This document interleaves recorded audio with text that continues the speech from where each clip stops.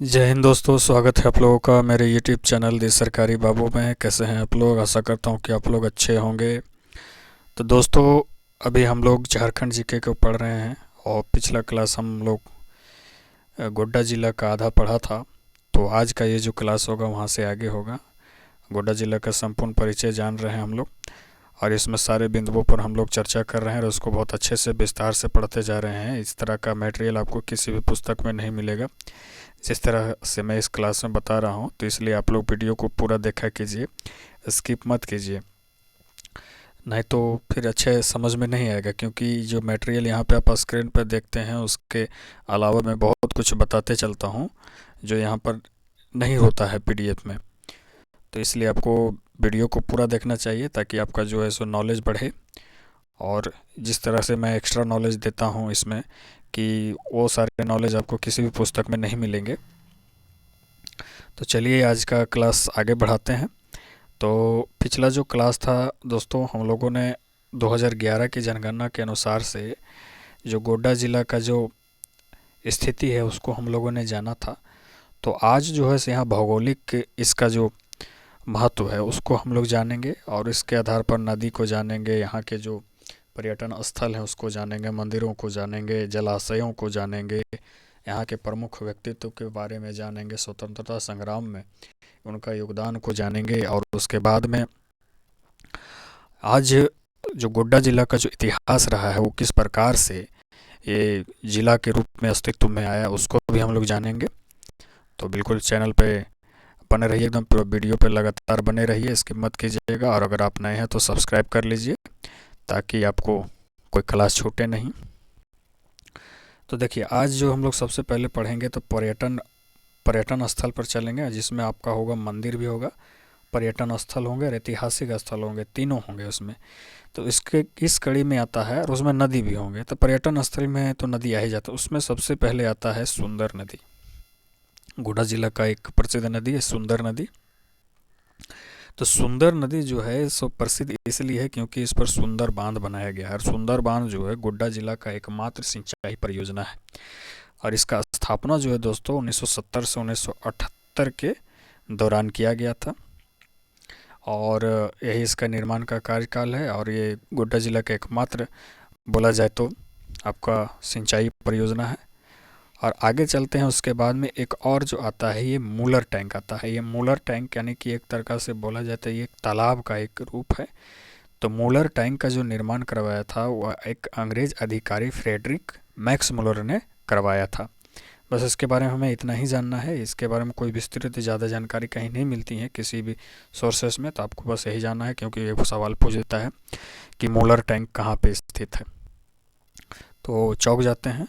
उसके बाद में जो अगला आता है हमारा एक बहुत ही प्रसिद्ध मंदिर, गोड्डा ज़िला का बहुत ही प्रसिद्ध मंदिर, और वो है योगिनी शक्तिपीठ मंदिर। ये योगिनी शक्तिपीठ मंदिर को जो है सो असम का जो कामाख्या मंदिर है उसके समकक्ष माना जाता है। जो तंत्र मंत्र के जो ज्ञाता हैं, जो तंत्र मंत्र विद्या को जानते हैं या जानने की रुचि रखते हैं, उनके लिए ये मंदिर काफ़ी महत्व रखता है, ऐसी मान्यता है। और इस मंदिर का स्थापना के पीछे एक दंत कथा है या पौराणिक कथा है कि कहा जाता है कि जब भगवान शिव जो थे, जब जो सती जो थी, जो सती उमा थी, क्योंकि भारत में सती प्रथा प्रचलन था।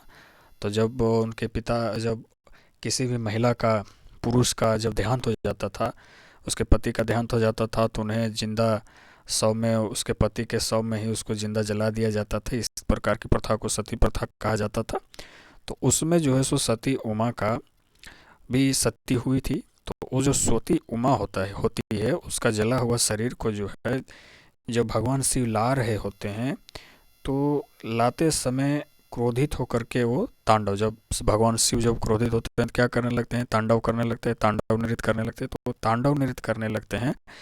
तो इसी क्रम में जो उनका शरीर का जो टुकड़ा होता है वो अलग अलग जगहों पर गिरता है। और यहाँ पर जो है, जहाँ पर इस शक्ति योगिनी पीठ का जो मंदिर का जो निर्माण किया गया है, तो यहाँ पर जो है सो आपका आ, उनका जांग गिरता है।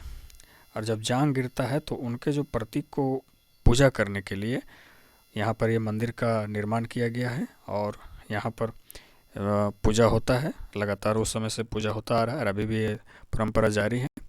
तो ये जो मंदिर है दोस्तों, ये लखन पहाड़ी गांव में स्थित है। स्थान भी याद रख लीजिएगा।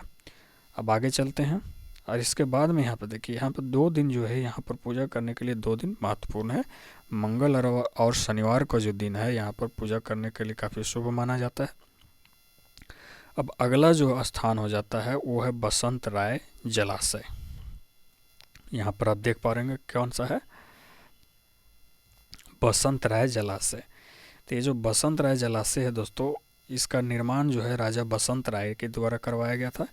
किनके द्वारा करवाया गया था? तो बसंत राय के द्वारा इसका निर्माण करवाया गया था। देखिए मैंने तालाब का ये फोटो डाल दिया है और इसके पीछे में सारी चीज़ें हैं। इसके पीछे क्या कहानी है, क्या पौराणिक कहानी है, क्या दंत कथा है, उसको भी मैं बताऊंगा।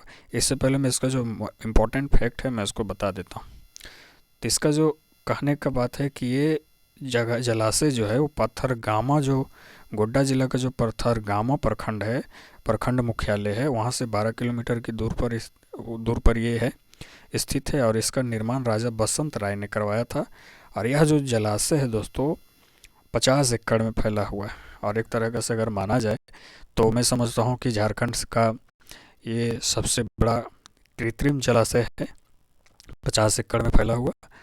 और यहाँ पर एक चीज़ होता है कि 14 अप्रैल यानी कि जब चैत्र संक्रांति जब यहाँ पर प्रारंभ होता है, तो उस दिन से लेकर के 15 दिनों तक यहाँ पर मेला लगता है। और इसके बारे में, ये जो तालाब है दोस्तों, इस तालाब के बारे में लोगों का कहना है और ये मान्यता है कि इस तालाब को आज तक किसी ने भी जो है सो तैर करके या हाथी से या नाव से या किसी भी और प्रकार से इस तालाब को आज तक किसी ने पार नहीं कर पाया है, किसी को पार नहीं किया। यानी कि एक किनारे से दूसरे किनारे तक किसी ने अभी तक पार नहीं कर पाया है। और अगर ऐसा कोई भी व्यक्ति अगर ऐसा करने के लिए सोचता है और प्रयास करता है तो जल में जो जैसे ही आगे बढ़ता है तो जल में समा जाता है और उसकी मृत्यु हो जाती है। और उसके बाद में एक ऐसा भी कहना है कि यहाँ पर जब वहाँ के स्थानीय लोगों को जब किसी प्रकार के शादी विवाह या किसी प्रकार का समारोह की आवश्यकता होती थी, तो जब समारोह करना होता था तो उन लोगों को जब बर्तनों की आवश्यकता होती थी तो इन लोग क्या करते थे कि कुछ दिन पहले यहाँ पर तालाब में आकर के बोल देते थे कि हमको फलाने दिन इतने बर्तनों की आवश्यकता है और तो मुझे चाहिए। तो ये तालाब जो है सो बोला जाता है, इस तरह से कहा गया है। तो तालाब जो है क्या करता था, उतने बर्तनों को ला करके तालाब के किनारे पे आ जाते थे। और जब लोग अपना काम कर लेते थे तो उसको फिर वापस लौटा देना पड़ता था। और जो अगर नहीं लौटाता था तो उसके साथ में बहुत अप्रिय घटनाएं होती थी। तो इस प्रकार की ये कहानी है इसके पीछे, तालाब के पीछे। ये बहुत इंटरेस्टिंग है। तो ये था दोस्तों बसंत राय का जलाशय जो पत्थरगामा में है। मैंने ये बता दिया, तो इस चीज़ का ध्यान रखिएगा, क्योंकि मैं इस थोड़ा सा इंटरेस्टिंग फैक्ट इसलिए मैं आपको बता रहा हूँ क्योंकि इसे याद करने में आपको जो है ना आसानी हो जाएगा। अब अगला जो है दोस्तों नीमझर का मेला। ये भी मेला बहुत इंपॉर्टेंट हो जाता है, क्योंकि देखिए मेले से एक सवाल तो रहता ही है, चाहे कोई भी आप परीक्षा दे रहे हो, JSSC का दे रहे हो या JPSC का दे रहे हो, मेले से संबंधित एक प्रश्न होता ही है।